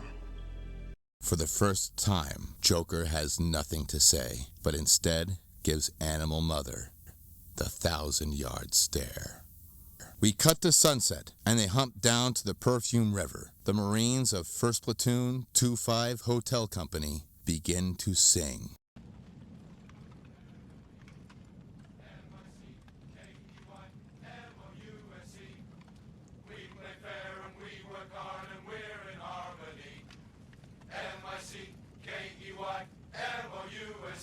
And Joker sings along with them, no longer being treated as a pogue, but as one of them, among the grunts who have just a short time remaining in their year-long tour of duty. Among the short-timers, Joker expresses his thoughts.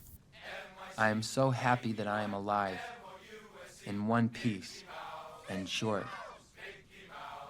I'm in a world of shit, yes, but I am alive, and I am not afraid. They sing a song normally associated with childhood innocence and happy times as they walk through the burning ruins of the ancient former capital city of Hue as the film fades to black. And that was Full Metal Jacket, a truly outstanding film. The word outstanding is the most apt, not just for it being a synonym for incredible, or it being a common word spoken by military personnel, but by how the film stands out. Stanley Kubrick's filmography is full of films that challenge the audience in emotional ways. He can make you laugh at dark humor, scare the hell out of you, blow you away, or simply make you not okay. This film accomplishes all of that without using any supernatural elements to the plot. We are not tracking down an ancient alien monolith while outmaneuvering an evil AI. We are not consulting with an eccentric German scientist trying to prevent the end of the world from a Russian doomsday device. We are not exploring the results of a brutal brainwashing experiment. Well, not exactly. And we are not trying to escape the madness of a haunted hotel. Just war, conditioning for war, waging war, reporting war, and the coping mechanisms for surviving war. It even stands out among other war films. We don't have a plot that hinges on the success of a specific mission of high stakes or even low stakes. We don't get a plot on strategic war strategies treating the film like a complex game of chess. We don't get any cliché, way over-the-top melodramatic death scenes. And we certainly don't get any Gary Stu, super capable, all-good hero types. Instead, we get vague orders to shadow a combat unit, a briefing that says the war is pretty much fucked, one emotional death scene among several deaths that are as common as lunchtime, and we get characters that are so jaded we only have one character to hold on to. Lots of abuse, moments of post-combat euphoria, killing of innocent people, child soldiers, and casual brutality throughout, even casual racism. Use of a specific G word that applies to not just the enemy, but all of the natives of Vietnam. It has since died out, but I'm bringing it back. No, don't. Number 10, enough Mickey Mouse shit. I'm only kidding. I'm not doing that. So, why is it loved? The answer to that is in one word: authenticity. The Vietnam War was a goddamn mess. The entire point of the original story was about truth. Joker being a war correspondent whose stories are either edited, censored, or just plain killed. The movie references John Wayne many times because the book is very critical about one John Wayne movie in particular, The Green Berets. That film is about a cynical journalist who is critical of the war, shadowing some Green Berets, and gets his mind changed to being in favor of the war. And I think that pissed off Hasford, since The Short-Timers and Full Metal Jacket is that story turned on its head. The original screenplay had a scene right out of the book where the Marines are watching that film and mocking it, like this. My home is in Hanoi. I go home too someday, you see. First, Kiro's Dinkin Kong. Then go home. Fuck you, I want to go home. Ah, so the movie and all the actors in it roast in hell. Hooray! That film and many others try to frame wars as some glorious stories when the harsh reality is war is hell. To quote Hasford's book, "War is ugly because the truth can be ugly, and war is very sincere." Although the book and the film are historical fiction, they are rooted in sincerity. Ask any veteran from any war. The ugly truth is far more appreciated than a fairy tale. I admire your honesty. Hell, I like you. It was no accident that Kubrick made this film with this focus. The 1980s had several films that tried to rewrite happier endings to this mess, which is a huge shame for Rambo, considering First Blood ended like this. It's over, Johnny. It's over! Nothing is over! Nothing! You just don't turn it off! It wasn't my war! You asked me, I didn't ask you! And I did what I had to do to win, but somebody wouldn't let us win! And I come back to the world, and I see all those maggots at the airport protesting me, spitting, calling me baby killer and all kinds of vile crap! Who are they to protest me, huh? Who are they? Unless they've been me and been there and know what the hell they're yelling about! It was a bad time for everyone, Rambo. It's all in the past now. For you! For me, civilian life is nothing. In the field, we had a code of honor. You watch my back, I watch yours. Back here, there's nothing. You're the last of an elite group. Don't end it like this. Back there, I could fly a gunship. I could drive a tank. I was in charge of $1 million equipment. Back here, I can't even hold a job. Fucking cars! Ah! The Hollywood trend of getting shit wrong in war movies is still an issue. Here are a few modern examples. Why are the Marines in Doom calling themselves soldiers? Christ, that movie was shit. In Max Payne, what the fuck kind of chevron placement is that? You literally cannot put Marine Corps chevrons on a collar any more incorrectly than that. A quick Google search on set could have solved that immediately. What the hell is wrong with you? Saving Private Ryan has a terrifying moment that's inaccurate to physics. Bullets don't zoom through water like that. Are they magic bullets? Pretty much everything in U-571. Oh, Killer of Killers did this bullshit too. Why are you saluting indoors on a ship? Sailors do not do that. Let's not forget the credits that were probably made by an AI. Join the Army. God damn it, the military protagonist was in the Navy. Those two branches can't possibly be any further apart. The only possible reason to confuse them is in the Army-Navy football game. And he did not join, he was drafted. I wonder if I can make one video without mentioning that messy movie. The Green Berets, which the book is very critical of, is an inaccurate mess from beginning to end. Hell, even this film gets a few things wrong, but what they get right far outweighs the errors. Hollywood's bad habits of military mistakes are so annoying and common, it's part of the reason why veterans are making our own media. Stuff like Stick Vet, Terminal Lance, and Vet TV exist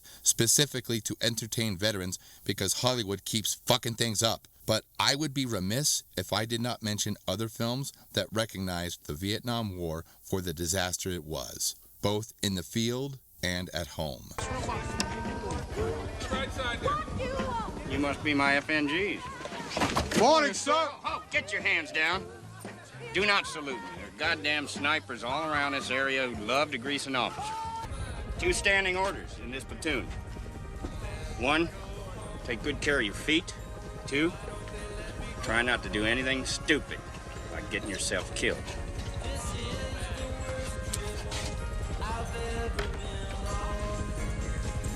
I sure hope I don't let him down.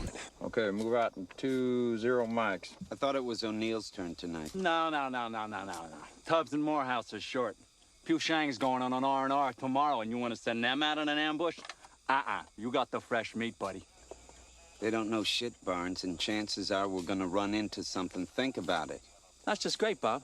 And what do you want me to do? Send one of my guys out to get zapped so some lame-ass just in from the world can get his beauty sleep? No. Hey, O'Neill, take a break. Your short-timer stay in, but you go out. I need veterans out there. I have here some $8,000 in these letters sent to my office from all over the country. Quarters, dimes, dollar bills from housewives, plumbers, car salesmen, teachers, invalids. These are people who cannot afford to send money but do. These are the ones who drive the cabs, who nurse in the hospitals, who see their kids go to Vietnam. Why? Because they care. If this movie did only one thing exceptionally well, it's contrast. The boot camp scenes use lots of symmetry to emphasize discipline and order, contrasted by the chaos of Vietnam, how the characters behave, and even the lighting differences in the darker scenes. And of course, the duality of Joker's character. The music choices in boot camp are what you would expect, trumpets and drums that actually match the cadence of the drill instructor.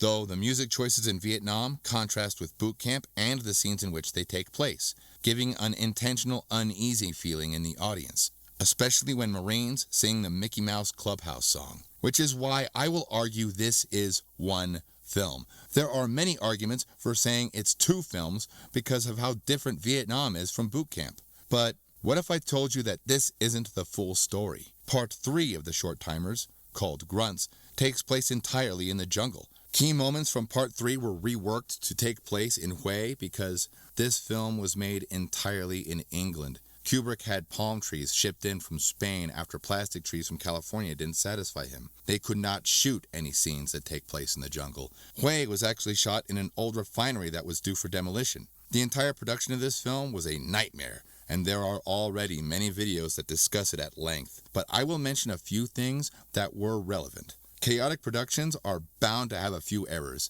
If Cowboy is from Texas, why is he on Paris Island? The Mississippi River is the dividing line. West of the Mississippi, you go to San Diego. East, you go to PI. Unless Cowboy grew up in Texas and was recruited further east, he shouldn't be on PI. In the books, his parents even live in Kansas. Did I just say books? We'll get to that later. Check out Joker's sunscreen bottle. It disappears and reappears. Weird. Not as weird as when he takes a hit from his left side and falls to his right.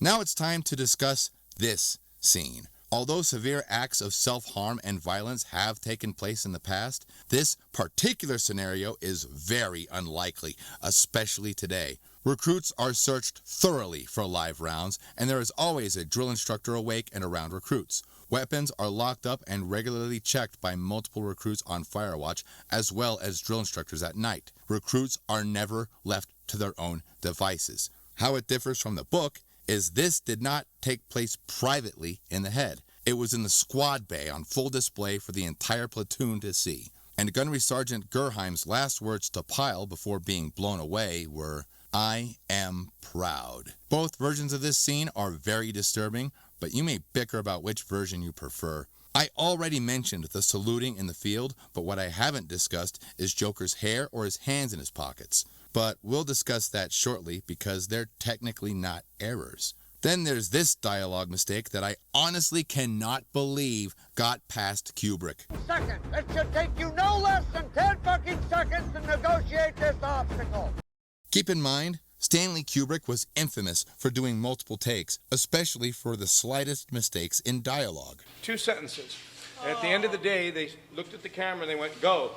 And the dialogue was, "You're about to receive your first Marine Corps recruit haircut. You'll be shaved completely bald. If you have a mole, a bump, a scar, or anything else protruding from your head, and by protruding, I mean anything else sticking up out of your head, the minute you sit in that chair, please stop." What? It's the minute you sit down in that chair. And I went, "Down in the chair." I didn't say down, and you're stopping me? So I beat the chair up for like 5 minutes, and I was sweating. And I went back to the camera and went, "You're about to receive your first Marine Corps recruit haircut. You'll be shaved completely bald. If you have a mole, a bump, a scar, or anything else protruding from your head, and by protruding, I mean anything else sticking up out of your head, the minute you sit down in that chair, place your finger on whatever is on your head and let the barber know by saying, 'Sir, Private has a mole on his head. Do you understand?'" He put his arm around me and said, "Stanley's going to be impressed." You know, I think that's the perfect segue to talk about the men who made this film possible. Let's start with Kubrick. He was known as being a warm and kind soul, even being called too nice by the director. Wait, Kubrick was the director. Shit, that was Ermey. Damn it, I got my notes mixed up. Hang on. Hare, Hasford, Harwood, Baldwin. Here we go. Kubrick. Yeah, he was a dick. A petty and spiteful motherfucker. A real difficult son of a bitch. Why did he shoot in England? 'Cause he had a crippling fear of flying. So he insisted on an extra difficult production because he didn't want to go anywhere. His method for directing has its reputation too. You might be familiar with the controversial treatment of Shelley Duvall from The Shining, repeating this scene over and over to psychologically traumatize her for the sake of authenticity. But what if I told you that he went further with several in this film? Like Tim Colceri, the original first pick to play the drill instructor. In the early stages of production, his character was still named after the character from the book, Gunnery Sergeant Gerheim, a cruel and sadistic exaggeration of reality. Remember what Dwight did to Jackie Boy in Sin City? Yeah, Gerheim did that to Pyle in the book. This was also in the early versions of the screenplay. Colceri was hired and had a contract to be in the film. I had to grab the rifle and go, "This is my rifle. There are many like it, but this is mine." And I went, "I can't hear you." I just did a couple of those. I sent the tape back. I get a phone call 3 days later from Warner Brothers. "Hello, Tim, this is Louis Blau, president of Warner Brothers. Tim, I have a tremendous amount of faith in Stanley Kubrick. Tim, Stanley Kubrick has a tremendous amount of faith in Tim Colceri." And I took the phone and I went, "Stanley Kubrick has a tremendous amount of faith in me!" Now I'm in London, and Lee Ermey's marching the guys, and I'm inside memorizing dialogue. For nearly a year, Colceri was practicing his many lines alone. Then he would get a phone call telling him that he lost the part, then ask if he could do it after Ermey's car accident, then let go again. After all the back and forth Ross and Rachel bullshit, he sued Kubrick for breaking contract, and Hare wrote the door gunner scene specifically for him, using a quote from Dispatches. "That ain't no shit neither!" Keep in mind, Colceri is a Marine Vietnam veteran, and he is not the only one to suffer from Kubrick's bullshit. Gustav Hasford, author of The Short Timers, wrote one of the 3 screenplays used for the film. The book itself, although a historical fiction, is also semi-autobiographical. Hasford was a Marine Corps combat correspondent in Vietnam. His first-hand experiences and stories were the foundation for the story. The film has Joker writing for Stars and Stripes. Joker originally wrote for Leatherneck magazine in the book, and the first draft of the script had Joker writing for Sea Tiger, which was a real-life weekly newsletter distributed through the 3rd Marine Amphibious Force during Vietnam. I am aware of Leatherneck, but I never knew about Sea Tiger until I read the early draft of the screenplay. Well, it turns out Gustav Hasford wrote for all 3 publications, and the reason they decided on going with Stars and Stripes was because R. Lee Ermey used to buy issues of Stars and Stripes regularly to check the obituaries for names he recognized. So, what was Hasford's contribution to the film? His screenplay. That's it. Hasford met with Kubrick only once, and he scared Kubrick so bad that they never spoke again. Hasford thought he was being cut off from the movie based on his own book. So, like Colceri, he sued Kubrick for proper writing credits. A lawsuit he didn't even need to do, because Kubrick gave him credit anyway. Wow. He didn't even have his assistant pick up the phone for him to talk to the writer responsible for the story, or even help promote his books. Oh, right. After the success of this film, Hasford wrote a sequel in 1990, The Phantom Blooper. He planned on a Vietnam trilogy, but unfortunately, he did not write a 3rd book. I couldn't find anything about even a manuscript for a 3rd book. Hasford died in poverty, and that is a huge shame, especially since Hasford wrote the book that became Kubrick's best film. And Kubrick didn't do shit for his career later. Fucking, wow. That's 2 for 2 Marine vets treated like dog shit. Really not liking you right now, Stanley. How much worse can this treatment get? Here's how much worse. Meet Darian Harwood. What happened with Hasford and Colceri can be dismissed as just poor communication. But what he did to Harwood is just fucking cruel. Production was constantly being delayed, and this led to the actors having to extend their contracts. Harwood was unwilling to extend, and this pissed off Kubrick. He was quoted as saying, "I'm gonna kill him." And some of the staff thought he meant doing that for real. And since his book counterpart dies in the last sniper sequence, Kubrick made it as painful as possible. Payback is a motherfucker. You may not know this, but squibs hurt. What's worse than doing a scene of multiple squibs? Doing it over and over again. Hey, how can we make this even worse? How about shooting the scene in England with minimal padding during the fucking winter? I could not find the exact number of takes, but this scene took a month to shoot, and this particular sequence taking several days. 8 Ball was a rework of a character from the book called Alice, a character who rivals Animal Mother in savagery. He wears a vest made by the skin of a tiger he butchered, and carries around a bag that contains a collection that would make even Tarantino gag. He has several nicknames in the book. Cowboy called him the Midnight Buccaneer. Mother called him the Ace of Spades, and it was Joker that called him Jungle Bunny. He is the first to fall in the last sniper sequence in the book, and was tortured just as brutally. Of course, Kubrick made it count by making him friends with Mother, and the sniper torturing him is what makes Mother snap. But Kubrick dragged out the scene and did as many takes as possible specifically to hurt him. That's just, fuck you, Stanley. Kubrick's treatment of actors in this film is infamous, but at the same time, it is hard to argue with the results. His methods were simple, but it's often better to do the simple things well than to do the complicated stuff poorly. Looking at you, modern marvel. Let's talk about the other actors and their contributions. Baldwin, as Animal Mother, is a far cry from him in the book. He is a big man who likes to throw his weight around, but they seriously toned him down for the film. He spits insults from his broken, rotting teeth so much that he gets him demoted to private. And he does the kind of shit that Chris Hansen would require his own squad to apprehend him. Not to mention he was the one who kills the platoon commander in the book. He is not redeemable at all. The film version of him is unlikable enough to hate at first, but can admire him enough just for him to wanting to save his best friend. The execution has a deleted scene of Mother, removing the sniper's head. A scene straight from the book, and Alice even added to his Tarantino collection. This was cut because Kubrick thought it was too graphic. I could not find the footage, but if I did, I would not be able to show it to you. I did, however, find the prop they used for the sniper's head, and I dare not show that either. So, if you want to see it, duck,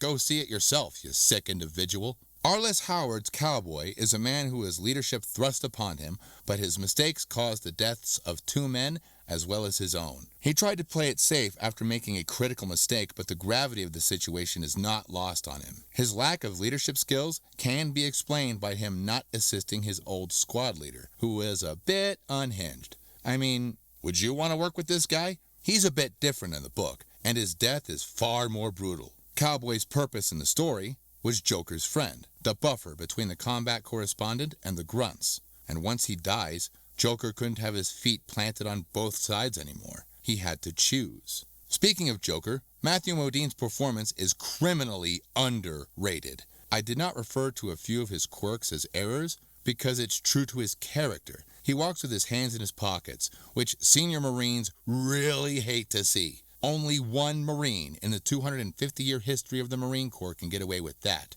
And his hair is way too long. Joker being told to get a haircut by his superiors is common in the book. If anything, it's an error for Lieutenant Lockhart to not call him on it. Maybe that's because his hair is unsat too. Modine's performance is overshadowed by a few whom we will discuss very soon, but he played the conflicted smartass superbly, desperately holding on to his convictions in a world of shit. The ugly and sincere chaos of war does not give a shit about your beliefs or morals. When it gets bad enough, you will have to kill or die. Joker held on until he was forced to let go. I bet you didn't know it was Modine that inspired Kubrick to end the film the way he did. During the production, Kubrick wasn't sure how to end the film. The original script had Joker dying and his parents at his funeral, but it was Modine that suggested a worst fate for Joker would be to survive the war, to live with what he has done. And Kubrick loved that idea so much that he used it. At least you weren't a complete asshole, Stanley. Modine got married, had a child, and celebrated that child's first birthday during production. And Kubrick would not let Modine leave the set to see that child be born until after Modine threatened self-harm to go to that same hospital. Then good old Stanley insulted the kid's name when Modine returned. Real classy. The other characters don't have arcs. They each have a specific purpose, so there isn't much development with them. This is Joker's story, a young man who talks big but resists his conditioning, who values truth but talks bullshit. There are arguments for him being a killer all along, or him becoming one in the war. The book version of Joker is closer to Hasford himself, but I honestly prefer the film's version. Modine's performance of a conflicted young man in a world of shit is well executed, but there are two other performances that steal the spotlight from him. Vincent Denofrio's performance is absolutely incredible. A struggling, overweight young man turned into a killer through violent means, but is a glass rifle, one that breaks after only one use. He was mostly unknown, having done a handful of small parts before he got this role. But would you believe it was his friend, Modine, that suggested he audition? Denofrio had to gain lots of weight and endure lots of direct punishment during the role. Watching his transformation into a weak, slow, and childlike recruit into the focused and unstable killer is a disturbing sight. And he did it so well that his career gained momentum after this role. I sincerely hope he has jelly donuts with Modine on a regular basis, especially since those two had conflicts during the production. That's a hell of a friend. Why couldn't Kubrick do that for Hasford?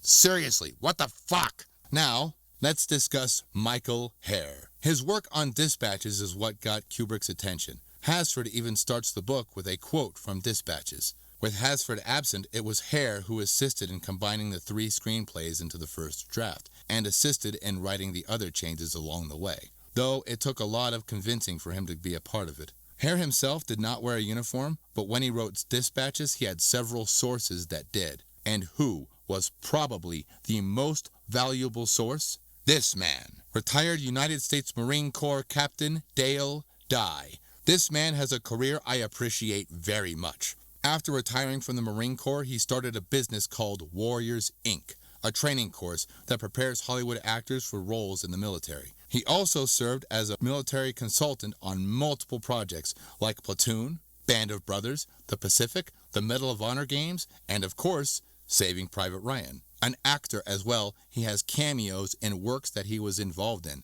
and eagle-eyed viewers might catch him as General Y in JFK. Colonel? Excuse me. I got a note saying you want to see me, General. I do indeed. You are going to the South Pole. I am? Dye was actually the technical advisor for Platoon during the production of Full Metal Jacket. So, who was the technical advisor who helped Kubrick get as much correct as possible? You will not laugh. You will not cry. You will learn by the numbers. Bullshit, I can't hear you. Sound off like you got a pair. Sir, yes, sir. You are pukes.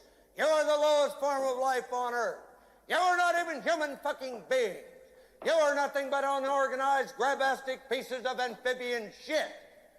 Because I am hard, you will not like me. But the more you hate me, the more you will learn. I am hard, but I am fair. There is no racial bigotry here.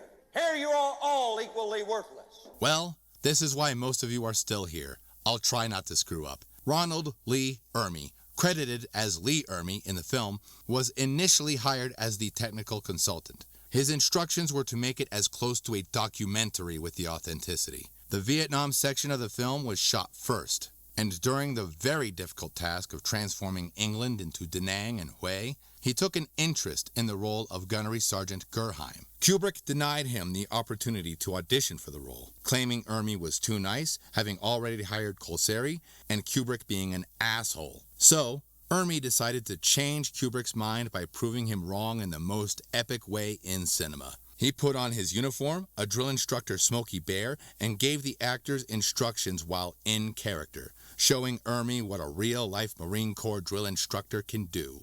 Our technical advisor comes in, and he starts yelling at us. I'm the boss, and this is that, and you're gonna do this, and you're a piece of shit.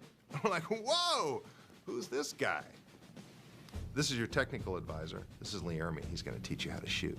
There are rumors of him improvising drill instructor insults at the extras for the longest of times without repeating himself. Because, as you probably already know, he was a real-life drill instructor during the Vietnam War. What you might not know is this was not his first role as a drill instructor on film. I'm Sergeant Lois. I'm your drill instructor for the next 2 fucking months, maggots.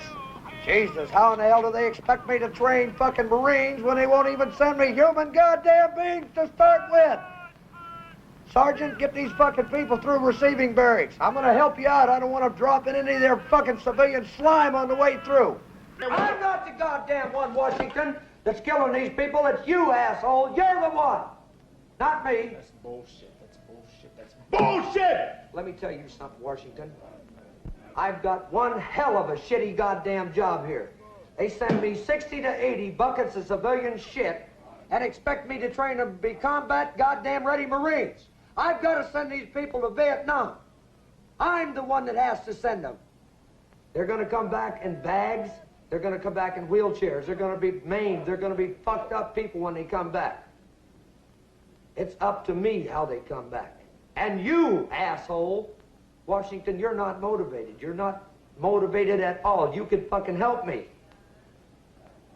But no, hell no. You got your goddamn head up your ass all the time. His role in that film was one of the reasons why Kubrick said he was too nice. So, Ermey dialed it to 11, doing all of this just to prove Kubrick wrong. As far as consulting with the film, Ermey did not do it alone. He had a little black book with names of phone numbers and other Marine veterans with valuable input. If he did not know something, he took it upon himself to find out or find somebody who knew. A method that I thought was appropriate for making this video. Now, as far as silly or humiliating but also hilarious kind of games that drill instructors would give recruits, did you have one that you might consider a favorite or one that stood out to you? All right, well, let's see. First off, we weren't humiliating anybody. Those young men chose to be humiliated, I guess. Now, little thing, I guess, the recruits are not supposed to touch their face or lick their lips or anything like that. So, if we were like, if I'm yelling at a kid or something, a little thing I used to do was like, if he licked his lips, I'd be like, stop. I'd be like, unlick your lips right now. And I'd be like, sir?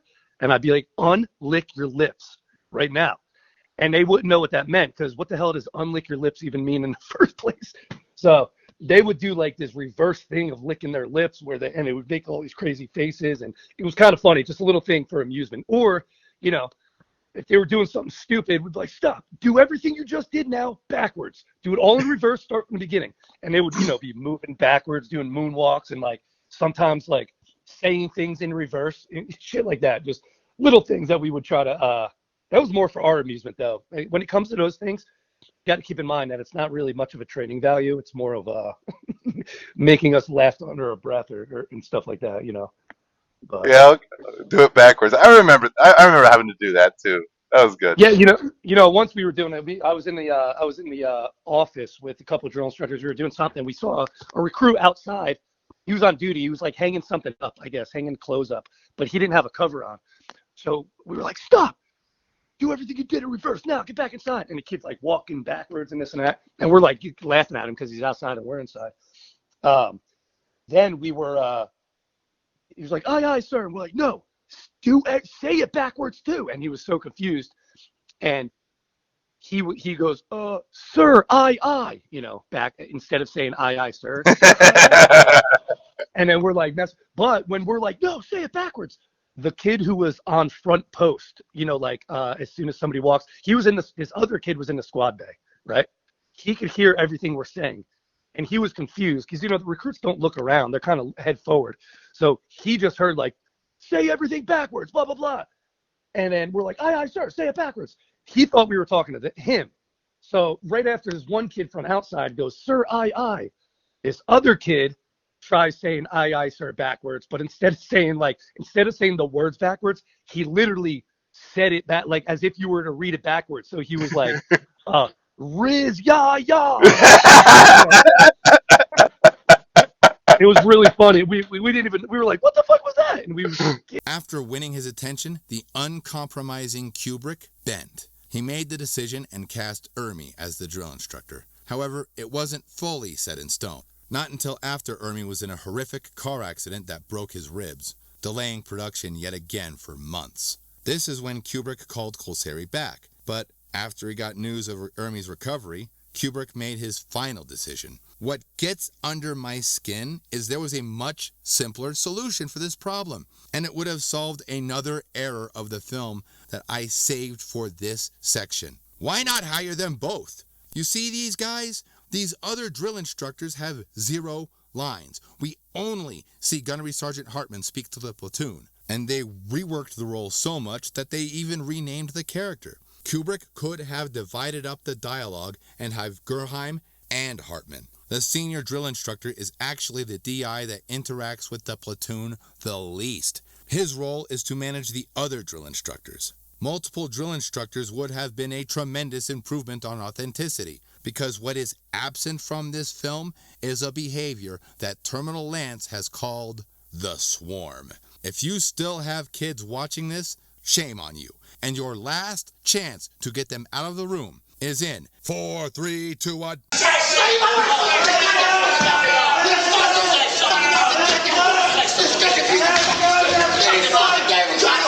Open your face! Y'all say look at me? No! Come here. Go back over there. Come here. Did I say look at me? No, sir. Why are you still looking at me? No, sir. No, sir. Look at the ground. Yes, sir. Hey, look up. Yes, sir. Look at the ground. Yes, sir. Look up. Yes, sir. Look at your own face.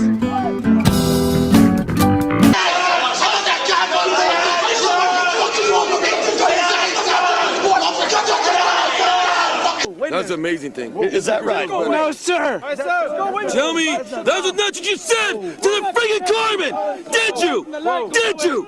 You told him you're feeling better. You didn't tell the Carmen that. You didn't tell the Carmen that. Did you or didn't you? Security told the Carmen keep whispering too. Feeling better after he started to hydrate water. Why? Yeah. Why were you dehydrated? Why are you dehydrated? Why are you dehydrated? Here's no, sir. I'll tell you why. Because you're not filling the goddamn water.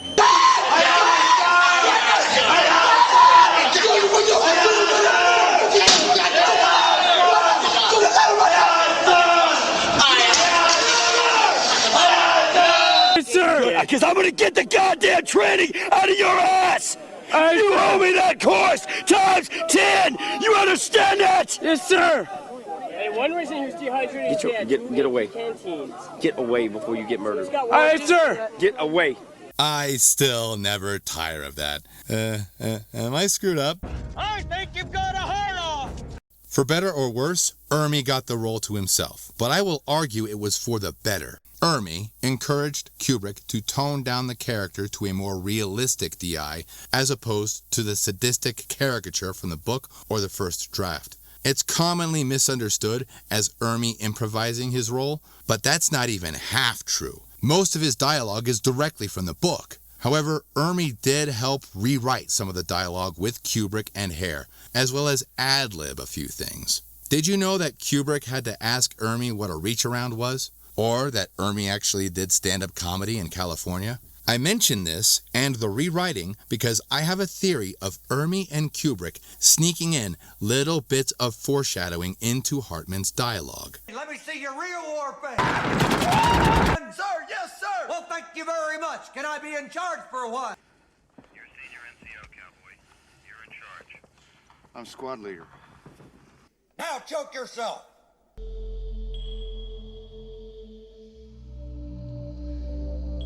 That's why early in the video, I said these could be foreshadowing, but I could be seeing things that aren't there, like how many people thought this was a reference to the monolith from 2001: A Space Odyssey. R. Lee Ermey's fame and career exploded from this role. Some actors used their fame for attention, activism, or straight-up debauchery, but not Ermey. You might be familiar with Arnold's Secrets to Success. The last rule is one that is not seen much in Hollywood anymore. Give something back. And Ermey gave back in a big way. This was a man who truly loved Marines and never stopped serving, always involved in helping veterans long after his discharge. Was any of that improvised? Was any of what he was saying improvised? He wasn't even an actor, right? What's his name? I'm sorry. Lee Ermey. Lee Ermey, who was brilliant in everything I'd seen. So what would happen was he was a drill instructor in real life, for many years after this guy did 3 tours in Vietnam. He went back twice. he volunteered to go back twice. That's a stud. So he was there, like for all the shit.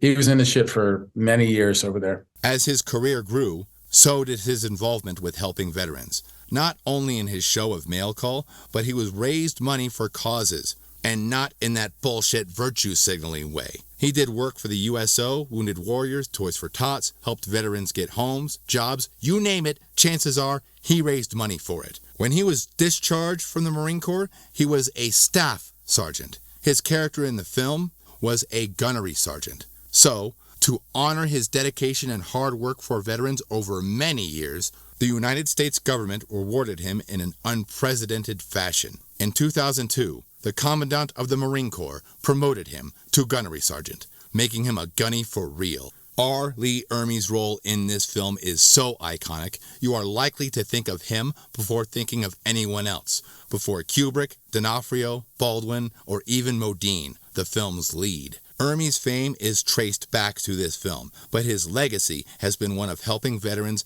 get what they need and deserve. His family understood this as well. After his death, they auctioned his estate and gave the proceeds to the Young Marines, one of the many organizations he was involved in. His performance is the most outstanding in this film, and his impact on the world after this film is something I, and many others, will never forget.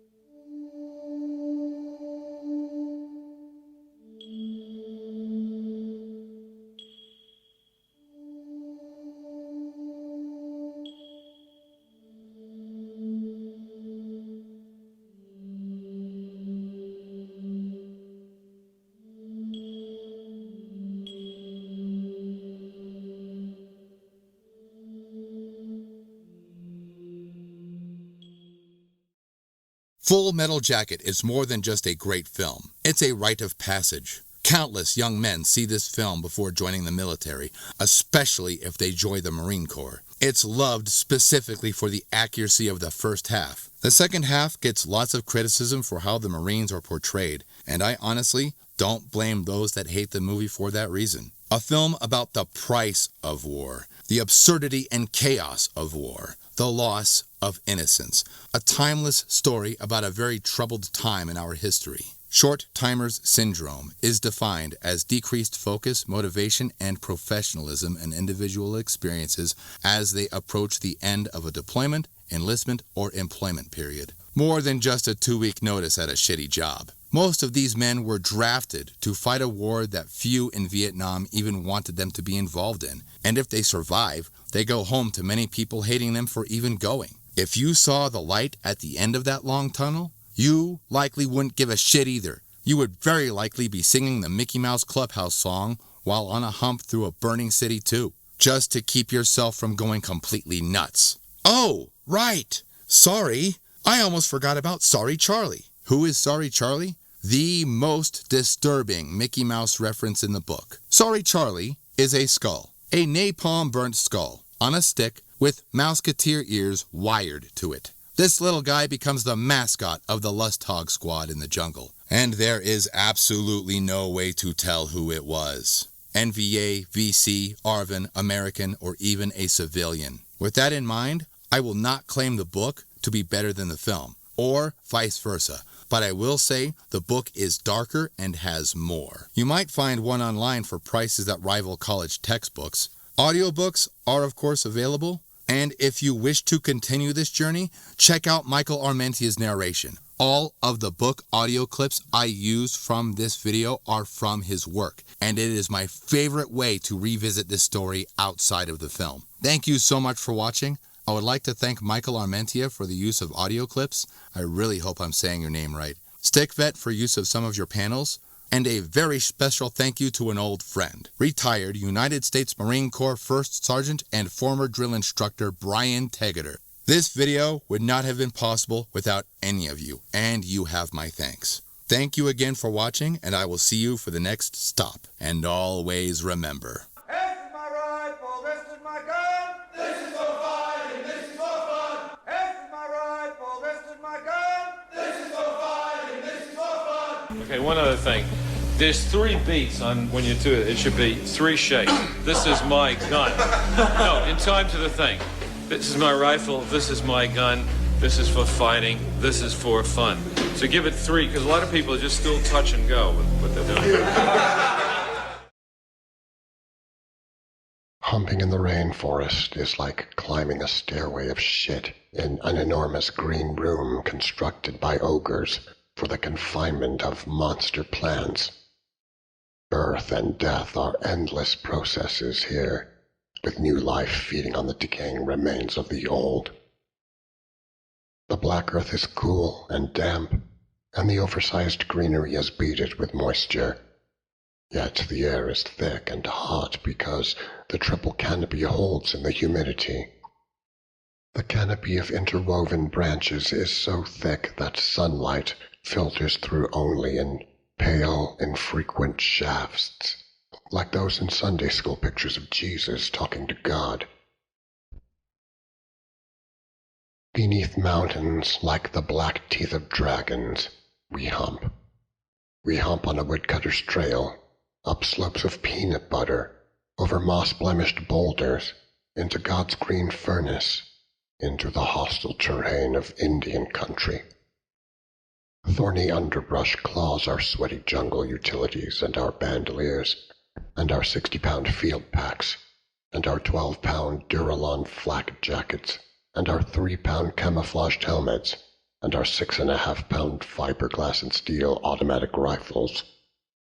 Limp sabers of elephant grass slice into hands and cheeks. Creepers trip us and tear at our ankles. Pack straps rub blisters on our shoulders, and salty water wiggles in dirty worm trails down our necks and faces. Insects eat our skin. Leeches drink our blood. Snakes try to bite us. And even the monkeys throw rocks. We hump. Werewolves in the jungle, sweating 3.2 beer, ready, willing, and able to grab wily Uncle Ho by his inscrutable balls and never let go. But our real enemy is the jungle. God made this jungle for Marines. God has a hard-on for Marines because we kill everything we see. No slack. He plays his games, we play ours.